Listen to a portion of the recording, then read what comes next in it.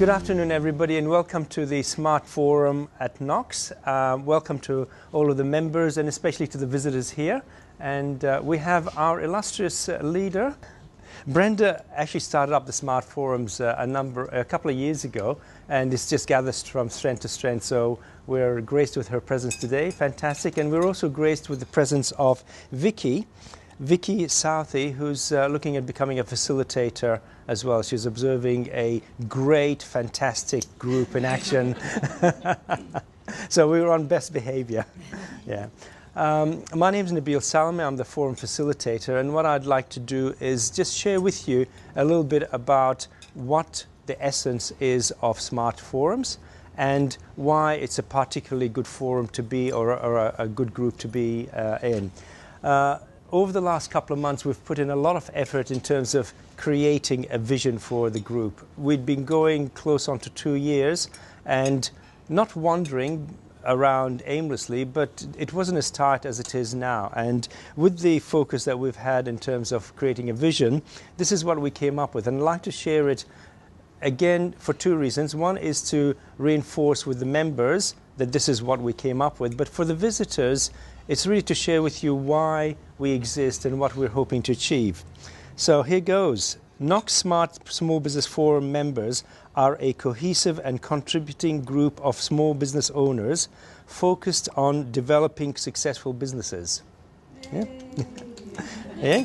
Operating in a non-judgmental environment, members encourage and support each other through the sharing of knowledge and experiences, using effective business planning, accountability and collaboration, as well as exploring strategic alliances, so setting up alliances jointly.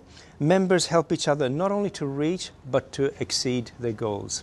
So this is really, we worked very hard in terms of coming with a paragraph that really encapsulates that. So I guess as a visitor, if you like what you see today and you buy in and you're thinking, hey, that's a pretty cool vision, then you're welcome to consider being a member, and we would like to encourage you if that does actually strike a chord with you.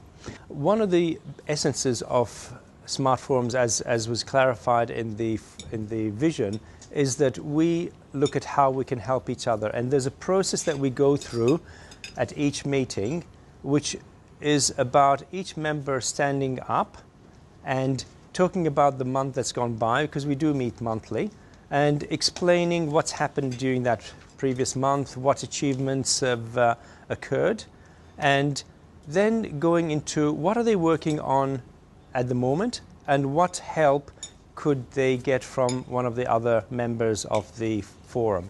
So it's a very simple process, not a long-winded thing, because the whole aim is to identify if there's a challenge, if there's a need, who can help, and then that's taken up after the meeting at some point in time.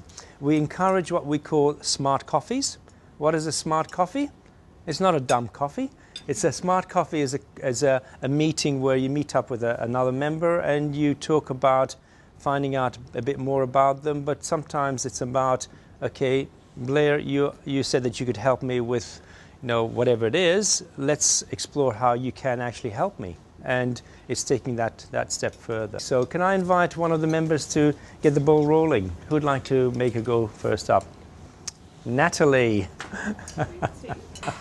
Looking back over the month, actually, I had, first thanks for my accountability partner. I slammed through some jobs, actually, which is the first month I've hit most of my targets for being chased up for it, so thank you, Wendy. Few goods and bads. I dealt with my first dismissal of a staff member. Never done it before. Really, really nerve-wracking. But by the end, he was thanking me. So I think that's a good thing. I think it went okay. I did write down on my pre-planning that we possibly could be losing our biggest contract because they may be going elsewhere. But we got an email this morning saying they're renewing for 6 months. So that was an absolute positive. Yay! Yeah, I was so happy with that. Oh, the relief this morning in the office. The thing I would love some help with really would be, we're running some educational seminars on actually destroying computers, how they're destroyed, and how to recover on another computer within 5 to 10 minutes. Your entire data, your software and everything in a virtual boot. We've done a couple now, they're going very well. People's faces when you tip water over computers is hilarious, and the impact is working. So I'm looking for anybody that may know of some groups, be it sort of, you know, associations of people that come together or people that run incubators, just where we can go and do the demonstrations. It's purely educational, all around disaster recovery and backups, and make sure their business can recover if it happens. Great. Is anybody like that? Excellent. Thank you, Natalie. So the question was posed, does anybody know of any groups? I know some people that might value that. I mean, I'm thinking of Rotary. You know, there's people there that could really accept that message. Absolutely. It's about a 15 to 20 minute thing with some questions afterwards. Yep. That's brilliant. Thank you very much.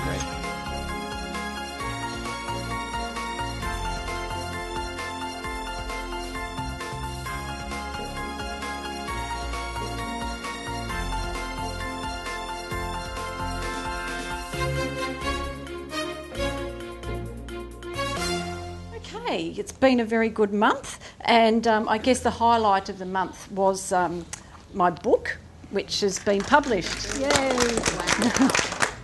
Excellent. Two things I'm sort of looking for, I guess, is because all the profits are going to charity, my target is $5,000 I want to raise. So if anyone's got any other ideas about how to promote it, I mean, I know I'm a PR professional, but, you know, I just might have overlooked something, you know.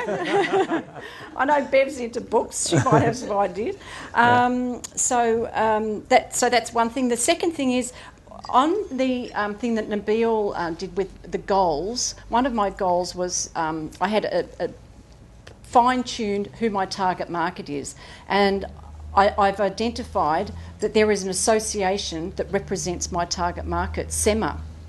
And I just thought, if anyone knows, South East Melbourne Manufacturing Alliance runs out of Dandenong. I might have some contacts there. Well, yeah, I know the Adrian Boyle. He's the guy, the CEO. And but what I want to know is if it's worthwhile joining, because I'm going to be flogging my wares. But, you know, I don't really want to be seen as doing that. So really, has anyone got experience of attending it? What are the networking events like? Apparently they get about 140 people at these networking events. I don't think, I've looked at all their members. There's no one else that does public relations. So it could very well be I could do a presentation on public relations. Anyone? Okay. So if anyone's got any ideas, book launch or SEMA? Yeah, I'd love to catch up and have a smart coffee with you if I can, and talk about ideas how we can sell more of your books. All right, thank you. Thanks. I'm Anne Morton, Lifestyle Video Productions. For this month we've got our next DVD we're getting completed, and that'll be on the High Country, and we'd like that one completed by the end of October because all the tracks open around that time, so it would be ideal to launch it right then. And just quickly, Anne, I know someone who owns the Dargo pub, which is Dargo is at the foot of the Highlands. Would you consider having? Well, I'd have to obviously get in contact with them as promoting your new release. Yeah, indeed. That'd be awesome. That'd be great. Actually, the Dargo pub is in the video we're putting together. High Country. So yeah, So that even like, have you thought about launching it somehow? To launch it there. Have a bit of a celebration. Actually have an event. Launch it there, or I'm actually president of the Pajero 4-wheel drive club, so we can do something with that too if you want. We could actually get you down to especially the High Country one. Prior to the track openings, probably not a bad idea. Yes. So I think we should probably catch up with Anne. You're booked. Thank you. And it's on tape now. So just for the visitors here, can you see how the process works, where it's like effectively like a mastermind group? You know, somebody puts an issue or a challenge or a question out there, and all of a sudden there's all these ideas that make a much more strong or a much stronger solution at the end of the day. Sorry, Tim. And my name's Tim. I'm a founder member of the Melbourne Jeep Owners Club, and I'm sure they would absolutely chew discs up like this. So I'm more than happy to take this along to a meeting and show them. And every month they have a meeting where you can come along and present. So you might be able to bring this sort of thing along. Okay. And also, if you are looking to sell this online, we can have a chat about making a website where you can sell this online. And also, if you sell it online on a show, you could have your website on an iPad where people can buy online with their credit card right there and then, and also they can fill in a like a questionnaire and get their names onto that database.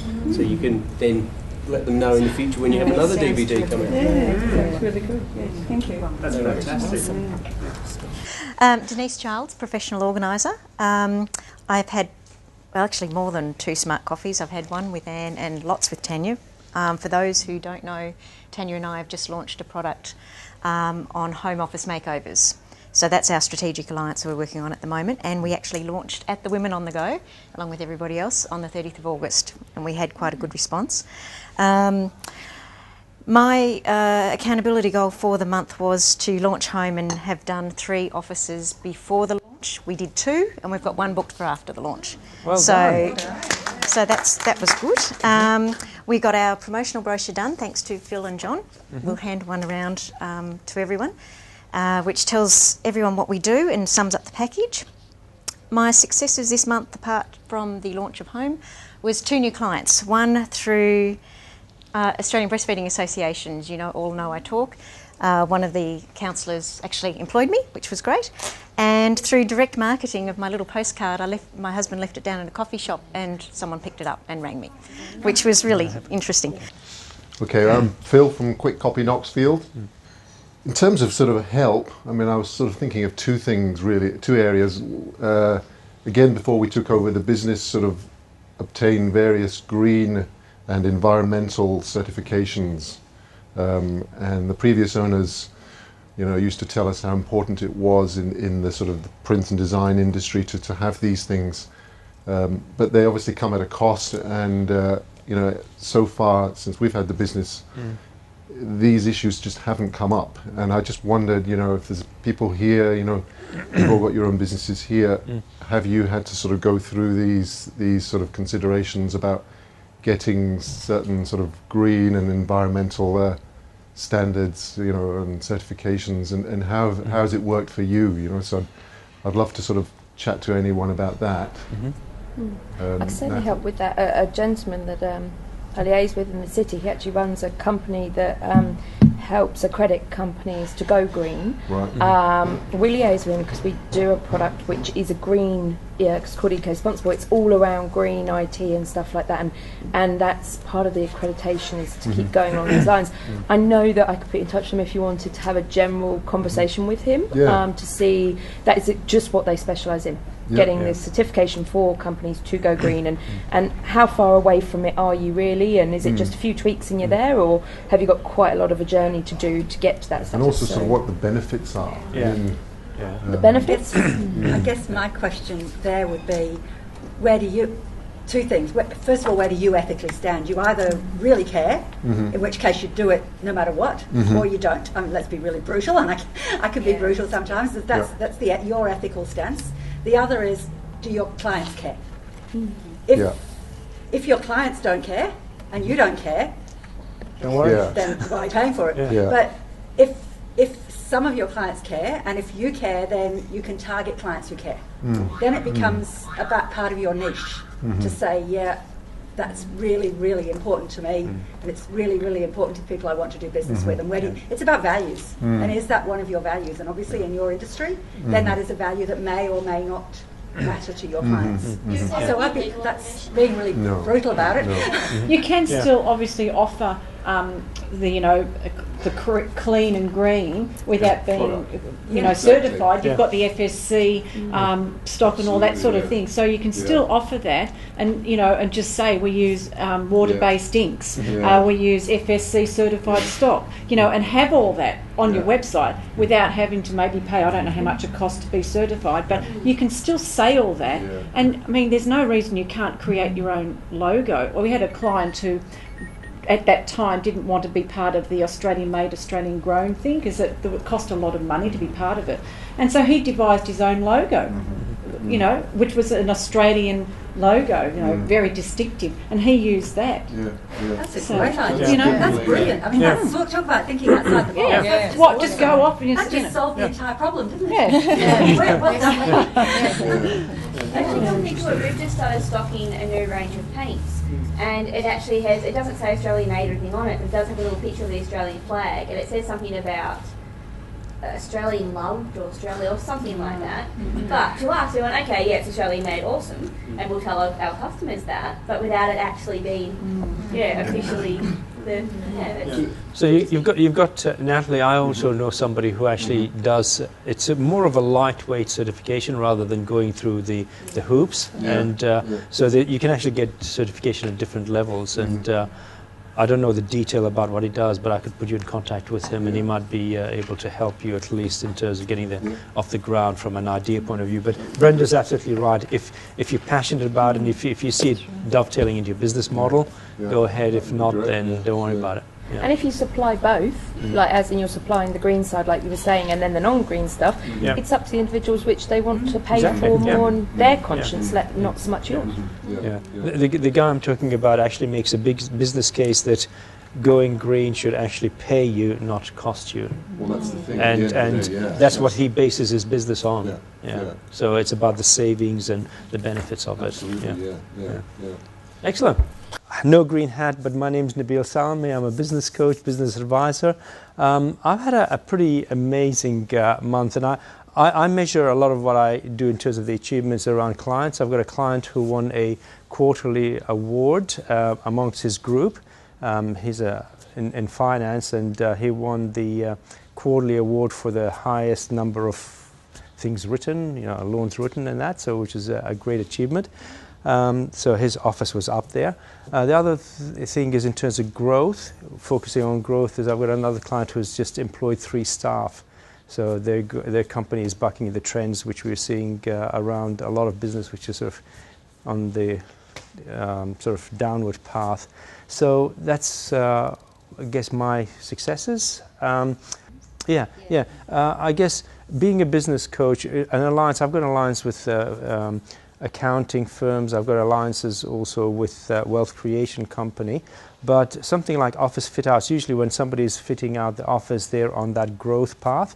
And whilst I can work with companies that are having real challenges, I do really work very well with companies that are actually looking at expanding. So if anybody has links with that type of a business, that would be great. And also commercial lawyers. Now, just as I mentioned, for the visitors, we probably don't have enough time to, but I'll just give one, and Michelle, you said that you'd like to just put a question out there, so... first of all, my achievement for this month, I've been shortlisted for the Telstra Young Businesswoman of the Year. Excellent. I'm really struggling with an issue at the moment, and that's why I was excited that this was on today, because I'd really love other people's opinions and people that are in business as to what you think I should do. I have a staff member who was a friend before she started working for me, and I know. She started giving me a lot of attitude, and she started, in particular, saying things that are unprofessional.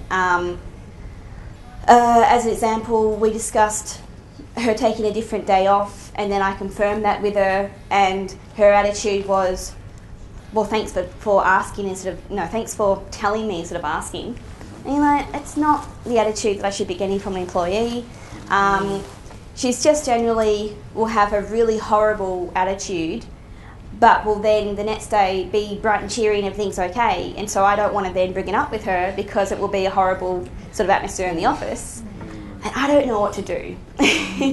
I don't know whether I say to her, okay, this obviously isn't working and see you later, or then of course I need to find someone new to basically run that side of the business, and I'm coming up to really busy times, so I'll need someone now, and a bit stuck. Also with issues like that, I would absolutely strongly advise bringing in somebody external who deals with HR to take the friendship element totally out of this. I was considering that. I have got someone that does that, Just pay them monthly to manage all contracts and all HR issues. But I sort of felt if I was to bring somebody in now purely to tell her, look, I'm sorry, this isn't working and see you later, that's a really horrible thing to do to her. I'm not saying to get rid of her, I'm saying to manage the situation. It could be if somebody else is talking her through the policies and the procedures and getting her to agree, and she's not seeing it as this is coming from my friend, although you've told her that, it takes you out of the picture. This is your job, this is what you need to stick to, and we're actually, but make sure the HR company go across the board, they renew,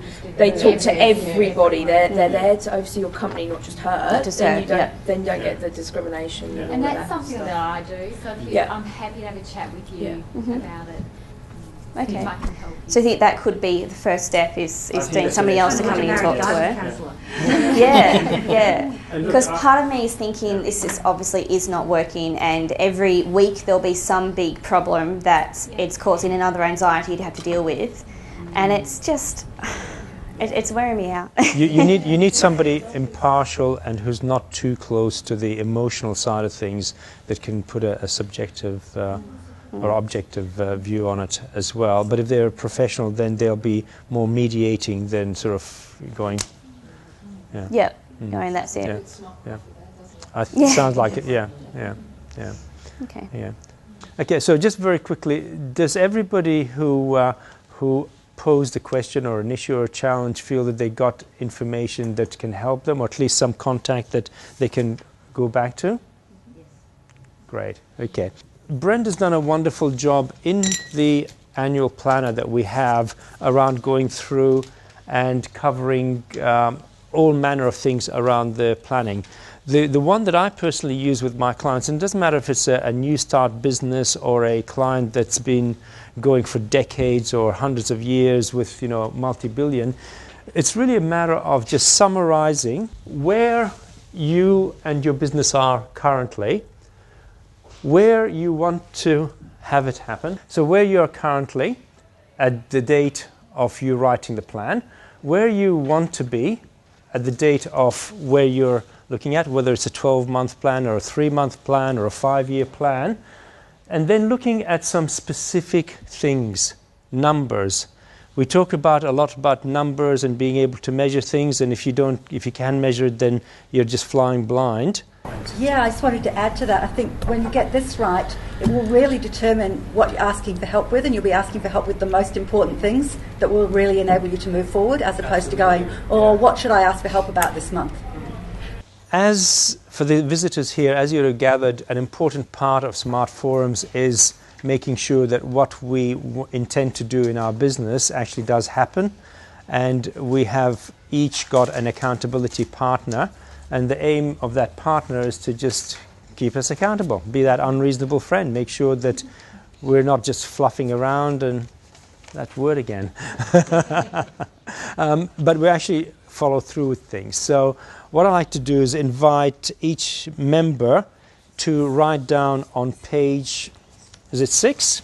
6. Yeah, 6 of your sheet, what you will have achieved, or what you intend to have achieved by our next meeting, which is the 11th of October. And then what I'd like you to do is share it with your accountability partner.